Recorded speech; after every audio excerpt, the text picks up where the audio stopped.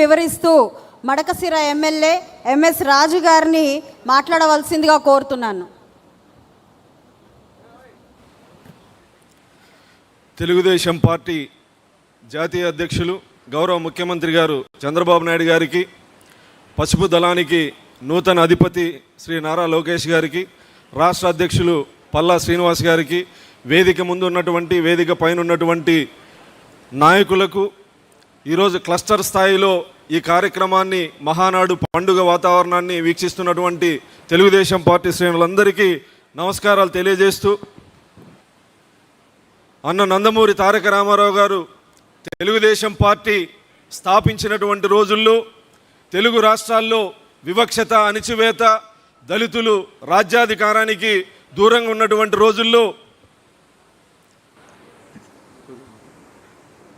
ఉన్నటువంటి రోజుల్లో డాక్టర్ బాబాసాహెబ్ అంబేద్కర్ గారి ఆలోచన విధానంతో తెలుగుదేశం పార్టీని స్థాపిస్తున్నానని చెప్పిన విధంగానే అధికారం లేకొచ్చిన తర్వాత తెలంగాణ ప్రాంతంలో దళితులు కాల్ముక్త బాంచంద్ అనేటువంటి పటేల్ పట్వారీ వ్యవస్థని కూకటి వేలతో సహా పెగిలించినటువంటి నాయకుడు శ్రీ నందమూరి తారక రామారావు గారు ఆ రోజు మహేంద్రనాథ్ అనే ఒక దళితుణ్ణి ఆర్థిక శాఖ మంత్రిని చేసి దళితుల్ని అధికారంలో భాగస్వామిని చేసినటువంటి ఆ రోజు నుంచి ఈ రోజు వరకు అన్న నందమూరి తారక రామారావు గారి ఆలోచన విధానం ఏదైతే ఉందో దాన్ని గౌరవ ముఖ్యమంత్రి చంద్రబాబు నాయుడు గారు ముందుకు తీసుకెళ్లేటువంటి క్రమంలో దళితుల ఆత్మగౌరవాన్ని ఢిల్లీలో భారత పార్లమెంటు స్పీకర్గా బాలయోగి గారిని చేసి తెలుగు దళితుడి యొక్క ఆత్మగౌరవాన్ని దేశంలో నిలిపినటువంటి ఘనత నారా చంద్రబాబు నాయుడు గారిది. అదేవిధంగా ఒక మహిళని, దళిత మహిళని స్పీకర్ని చేసినటువంటి ఘనత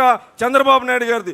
ఒకవైపు దళితుల సంక్షేమం, మరొక వైపు దళితుల ఆర్థిక అభివృద్ధికి అనేక సంస్కరణలు తీసుకొచ్చినటువంటి ఘనత గౌరవ ముఖ్యమంత్రి నారా చంద్రబాబు నాయుడు గారిది.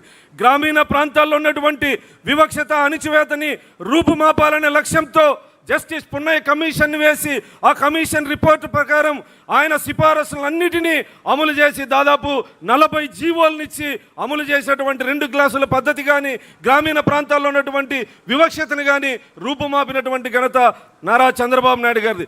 అనేక సంస్కరణలు దళితుల ఆర్థిక విధానంలో కానీ, రక్షణ విషయంలో కానీ, వివక్షత విషయంలో కానీ అనేక సంస్కరణలు తీసుకొచ్చింది నారా చంద్రబాబు నాయుడు గారు అని చెప్పి సందర్భంగా తెలియజేస్తూ, ఒకవైపు సంక్షేమం కోసం అనేక సంస్కరణలు, ఎస్సీ కార్పొరేషన్ ద్వారా, భూమి కొనుగోలు పథకం ద్వారా నిరుపేద దళితులకి భూమిని యజమాని చేసినటువంటి ఘనత నారా చంద్రబాబు నాయుడు గారిది. నిరుపేద దళిత యువకులకి ఇన్నోవాలు, జేసీబీలు ఇచ్చి వాళ్ళని ఆర్థిక భరోసా కల్పించినటువంటి ఘనత నారా చంద్రబాబు నాయుడు గారిది. ఇలా దళితుల్ని విద్యా, ఉద్యోగ, ఆర్థిక, సామాజిక, రాజకీయ రంగాల్లో అనేక ముందుకు తీసుకువెళ్ళినటువంటి ఘనత నారా చంద్రబాబు నాయుడు గారు. దశాబ్దాలుగా ఎస్సీ వర్గీకరణ కోసం ఉద్యమాలు జరుగుతూ ఉంటే ఆ రోజుల్లోనే జస్టిస్ రామచంద్రరాజు కమిషన్ వేసి వర్గీకరణ అమలు, రాష్ట్రపతి ఆర్డినెన్స్ ద్వారా వర్గీకరణ అమలు చేసినటువంటి ఘనత నారా చంద్రబాబు నాయుడు గారిది. ఆ తర్వాత పార్లమెంట్లో చట్టం చేసుకోవాలని చెప్తే దాదాపు 30 సంవత్సరాల తర్వాత సుప్రీంకోర్టు జడ్జిలు ఇచ్చినటువంటి తీర్పుని 30 సంవత్సరాల ముందు ఆలోచించినటువంటి నాయకుడు నారా చంద్రబాబు నాయుడు గారు. ఈరోజు దళితుల్లో ఉన్నటువంటి ఉపకులాలు అన్ని రంగాల్లో అభివృద్ధి చెందే విధంగా, ఏ కులానికి వ్యతిరేకం కాకుండా దళితుల్లో ఆర్థికంగా, విద్యాపరంగా, ఉద్యోగపరంగా వెనుకబడినటువంటి వాళ్ళకు కూడా చేయూతనిచ్చే విధంగా ఎస్సీ వర్గీకరణని అమలు చేసినటువంటి ఏకైక నాయకుడు భారతదేశంలో నారా చంద్రబాబు నాయుడు గారిని సందర్భంగా తెలియజేస్తారు. అదేవిధంగా మాలా మాదిగలే కాదు, బుడగ జంగాలు కానీ, రెల్లి కులాలు కానీ వీళ్ళు కూడా దళితుల్లో, ఇంకా వార్డు మెంబర్ కానీ, ఎస్సీ కార్పొరేషన్ లోన్ తీసుకోలేనటువంటి కులాల్ని కూడా ఆర్థికంగా ముందుకు తీసుకెళ్లాలని చెప్పి ప్రయత్నిస్తున్నటువంటి నాయకుడు నారా చంద్రబాబు నాయుడు గారు. ఈరోజు జగన్మోహన్ రెడ్డి గారు ఒక పుస్తకాన్ని రిలీజ్ చేశారు. దాంట్లో దళితుల గురించి మాట్లాడుతూ చంద్రబాబు ప్రభుత్వంలో దళితుల మీద దమనకాండ అనేటువంటి మాటని వాడాడు. ఈరోజు ఈ వేదిక ద్వారా నేను జగన్మోహన్ రెడ్డి పార్టీకి సవాల్ విసురుతా ఉన్నా. గత 5 సంవత్సరాల్లో జగన్మోహన్ రెడ్డి దళితుల మీద చేసినటువంటి దమనకాండ మీద నేను మీ పార్టీ ఆఫీస్కి వచ్చి చర్చకు వస్తాను. ఈ 20 నెలల్లో మా ప్రభుత్వంలో చేసినటువంటి, నువ్వు ప్రచురించినటువంటి అవాస్తవాల్ని, అబద్ధాల్ని నేను నిరూపిస్తాను. నీకు దమ్ముంటే రావాల్సిందిగా నేను ఈరోజు ఈ సందర్భంగా సవాల్ విసురుతా ఉన్నా. కనిపించలేదా జగన్మోహన్ రెడ్డి నీ ప్రభుత్వంలో దమనకాండ? డాక్టర్ సుధాకర్ని నడి రోడ్డు మీద పోలీసుల చేత అవమానపరిచి అతని మరణానికి కారణమైతే కనీసం స్పందించావా? ఈరోజు ఆ కుటుంబానికి అండగా ఉండి సుధాకర్ కొడుక్కి డిప్యూటీ తహసీల్దార్ ఉద్యోగం ఇచ్చినటువంటి ఘనత నారా చంద్రబాబు నాయుడు గారిది. నీ ప్రభుత్వంలో జరిగినటువంటి ప్రతి దళితుల దమనకాండ జరిగిన వెంటనే పోరాటం ద్వారా పోరాడింది తెలుగుదేశం పార్టీ. ఆ తర్వాత ప్రతి బాధితుడికి అండగా ఉన్నది నారా చంద్రబాబు నాయుడు గారు. అనేక అంశాల్లో దళితుల్ని పూర్తిగా నిర్వీర్యం చేసినటువంటి దళిత ద్రోహివి నువ్వు. ఈరోజు దళితుల గురించి మాట్లాడేటువంటి నైతిక హక్కు నీకు లేదని చెప్పి సందర్భంగా తెలియజేస్తా ఉన్నా.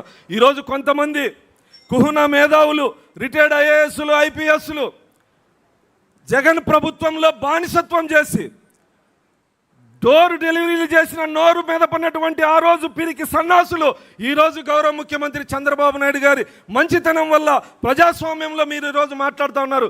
ఆ రోజు మీరు ఎందుకు మాట్లాడలేదని సందర్భంగా తెలియజేస్తూ నక్కా ఆనంద్ బాబు గారు ప్రవేశపెట్టినటువంటి తీర్మానాన్ని బలపరిచే అవకాశం ఇచ్చినటువంటి గౌరవ ముఖ్యమంత్రి చంద్రబాబు నాయుడు గారికి, నారా లోకేష్ గారికి, తెలుగుదేశం పార్టీకి కృతజ్ఞతలు తెలియజేస్తూ ఈరోజు ఉన్నటువంటి దళిత శాసనసభ్యులు దాదాపు 27 మంది తెలుగుదేశం పార్టీ కూటమి ప్రభుత్వంలో గెలిచారు.